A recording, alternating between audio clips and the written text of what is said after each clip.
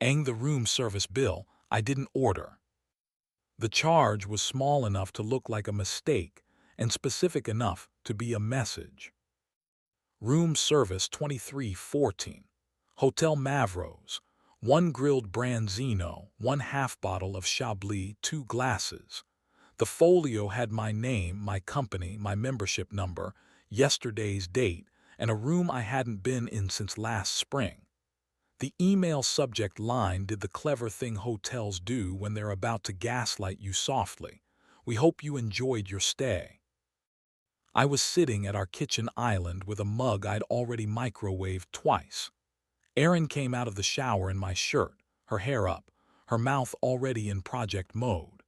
She runs an annual summit called Ethics and Urban Futures, which makes donors say brave and procurement officers say exhausting.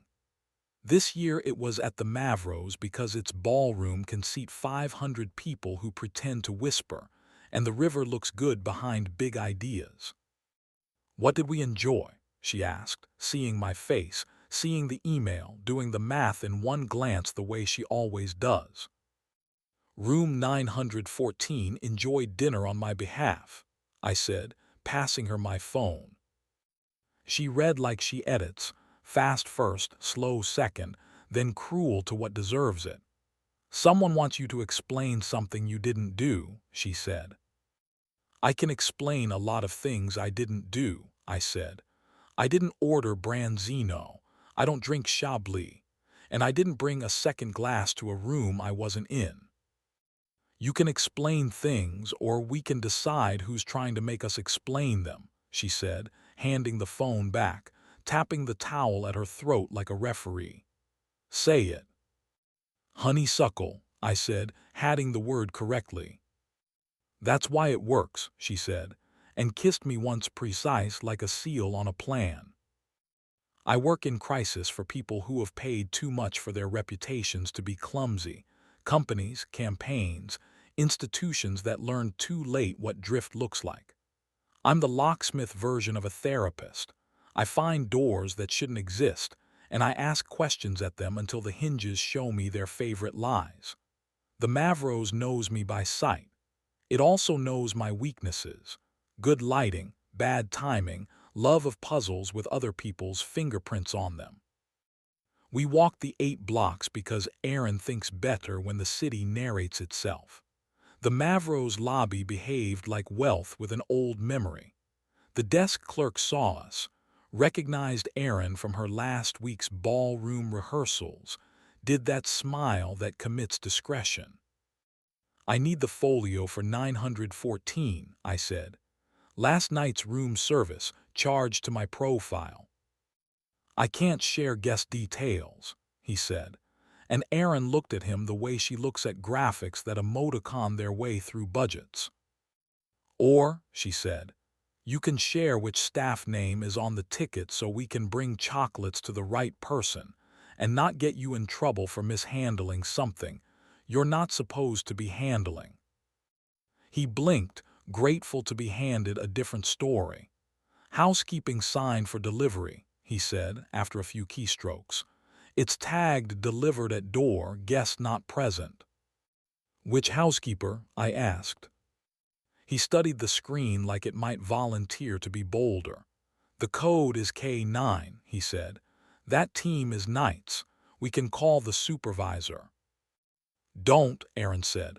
Who's in 914 today? No one, he said. Blocked maintenance. The elevator was in a forgiving mood. The 9th floor carpet sounded like confidentiality. Room 914 sat at the bend, always a camera angle if someone needs it later. A small triangle of paper was wedged under the door. I used a knuckle. Nobody answered. Erin crouched and slid the triangle out with a practiced thief's flick. On it in housekeeping stubby pencil, housekeeping K9 1150.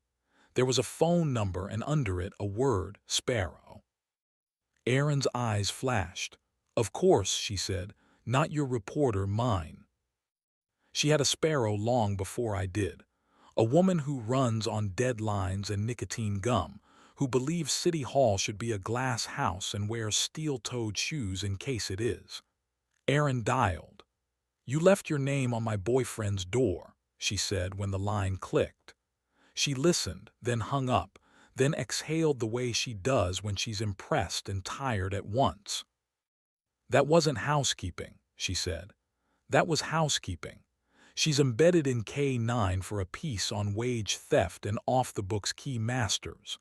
Her lead, a fixer inside the hotel's overnight crew who fabricates room service alibis for men who can't afford another selfie in the wrong light."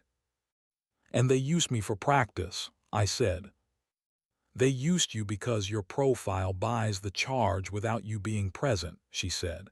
"The card at check-in, the stored folio, and because the summit gave them 150 names to choose from. Half the city tried to be someone else last night." We found K9 in the service corridor behind a door that had learned to be knocked gently. Fluorescents hummed. Carts lined up like docile mules. A woman in a navy smock stamped with a K9 patch looked up from a manifest. Her face had the practiced neutrality of people who have seen too much of other people's choices. "Housekeeping," Aaron said. K9 nodded once. "I'm whoever you need me to be," she said, "but right now I'm Marta." "I'm whoever you don't want us to be," Aaron said. "But right now I'm the person whose conference is being used to launder Branzino." Marta's mouth twitched at Branzino like it had done her wrong personally. She glanced left and right and flicked her head toward a back stair. In the stairwell, the air smelled like soap pretending to be lemon. Marta held up her hand for our phones. We handed them over without being asked twice. She slid them into a metal ice bucket on the landing, then sighed when she saw our faces. "Relax," she said. "It's a Faraday cage because your new friends like to talk near doors with ears. I'm not your enemy." She pulled a key fob from her pocket, a black teardrop with a hotel logo and a piece of tape labeled "After Hours" in ballpoint. "This opens any room that's been checked out and set to maintenance." It prints one extra folio. The fixer, Calder, sells alibis to donors who need to be elsewhere at 2314. "Calder who?" I asked. "Not a last name he was born with," she said. "He's an event whisperer. If a councilman needs a woman to be seen in a mirror that won't hold up in court, he arranges a room service ticket that makes two glasses look like an argument in your kitchen later. If a developer needs to invent a bedtime story about himself having been in his suite instead of behind a stage door, he sells fake salmon to men who haven't eaten anything but rehearsed sentences for 30 years. "In my profile," I asked. "Cute, visible, useful," she said. "Not married, not boring. An accountant would call you a flow-through. I call you sorry." Aaron cut in before my heart could correct its posture. "He chose the wrong couple," she said. Marta shrugged. "He never chooses the right one," she said. "The trick is not to keep the bill." She handed me a printout from her smock pocket. My folio, room 914, room service ticket attached. And under the ticket, faint in the dot matrix afterbirth, a disabled line item with a note. "Comp vid suite 15 min." "What's that?" I asked. "The video suite," Marta said. 15 minutes comp to the same ghost folio.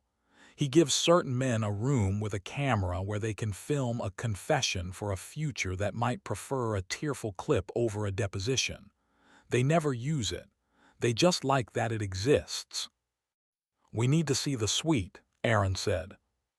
"You need to promise you won't fix this in a way that gets everyone on K9 fired," Marta said.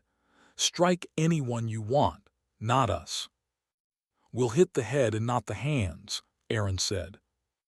Marta held our eyes until she decided we meant it. Then she handed me the teardrop fob and tapped the landing door. 15 is on the bend," she said, "like all bad ideas." The 15th floor was carpeted in Everything is Fine. Suite 1517 had the same quiet that happens to rooms after someone says the wrong thing in them. The fob turned the light green. Inside, a couch that didn't sigh, a low table with a half-moon water ring, a mirror propped against the wall at a flattering tilt, and a tripod folded like a spider against the corner. No camera, no lens, just a ghost. Erin went to the mirror first. She does that. She and mirrors have an old argument about who owns what. "Look," she said, pointing to a strip of barely lighter paint on the back of the frame. The adhesive marks labeled cables that should exist and didn't. They move the rig when they feel watched. "And right now," I said. "They're watching the wrong people," she said, turning to me, mouth tightening into something wicked and useful. "Get your phone."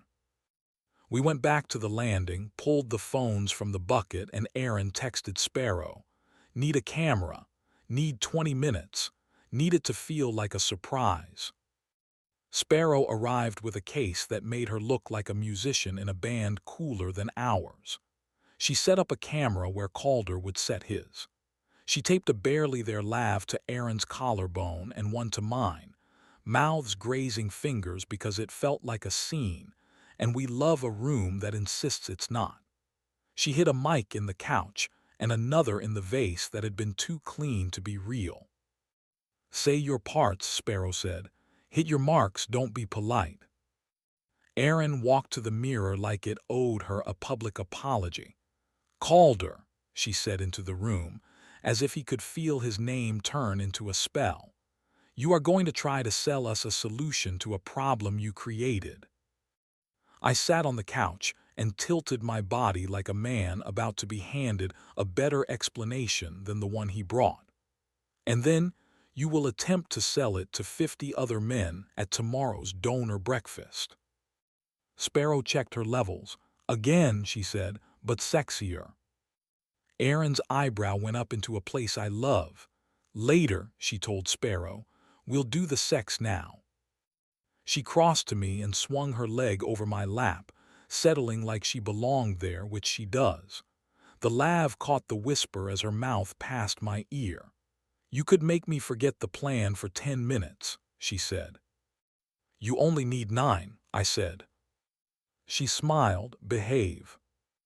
We kissed like adults who knew the room was a witness and were ready to make it testify on our behalf. It wasn't obscene. It was proof.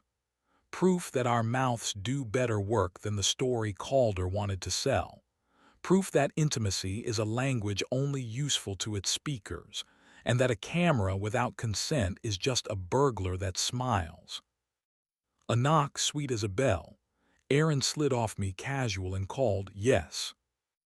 The door opened on a man in a suit that looked designed by plausible deniability.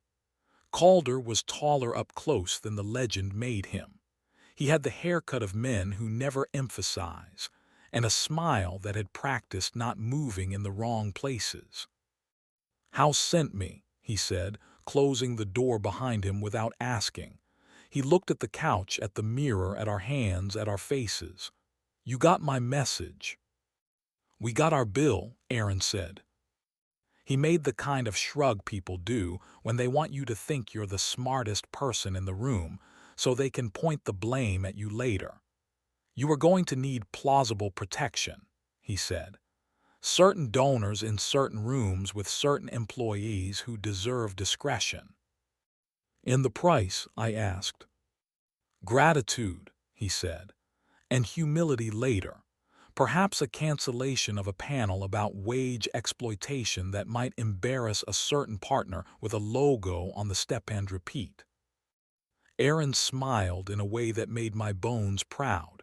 "I don't do humility on command," she said, "and I don't cancel panels, but I will offer you a deal."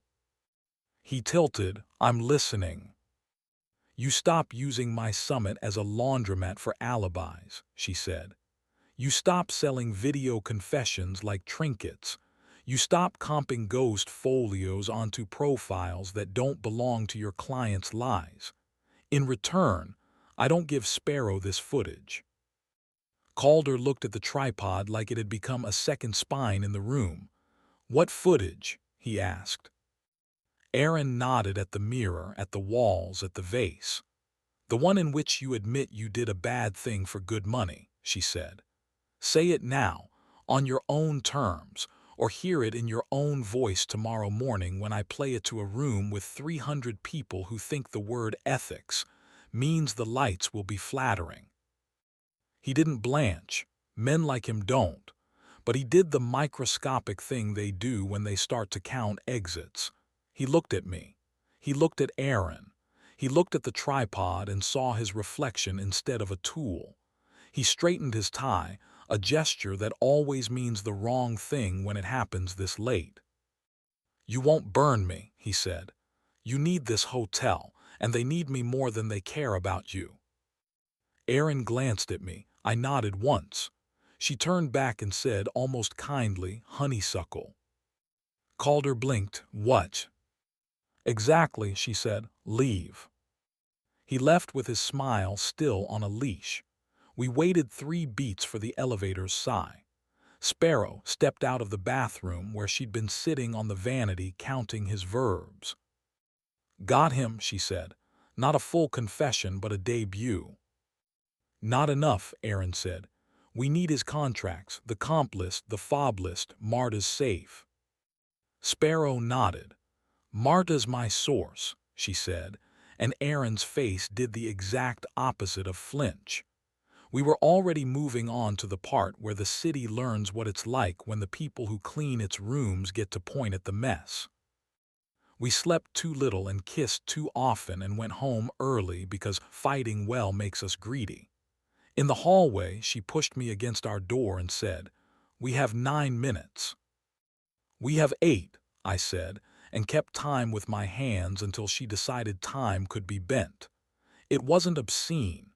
It was gratitude. For her mouth, for my hinge, for the way we keep dragging rooms into our language until they surrender and start telling better stories.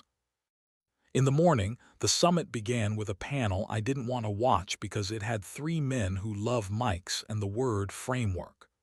Aaron opened with the sentence that makes me love her in public. "Ethics is not a brand, it's a receipt." Marta sat 3rd row center with a badge that read speaker even though she wasn't yet. Sparrow crouched by a camera like a lit fuse. When Calder walked in, he had already been called by someone whose job it is to nudge men like him toward less visible cliffs. He looked like a person who had just learned the word subpoena in a language he pretended not to speak. At the break, the hotel's GM took him aside and didn't bring him back. By noon, Sparrow had a post up that didn't name the Mavros but named the practice and named the comp lines and named the harm. By 2, the GM announced a pause and review with a sincerity borrowed from other people's apologies. By 4, Marta's team got a raise in the form of back pay that tasted like victory and still wasn't enough. By 6, a donor texted me, "Are we okay?" And I wrote back, "Only if we start meaning that question the way other people do." That night, Aaron and I ate pasta that didn't boil over.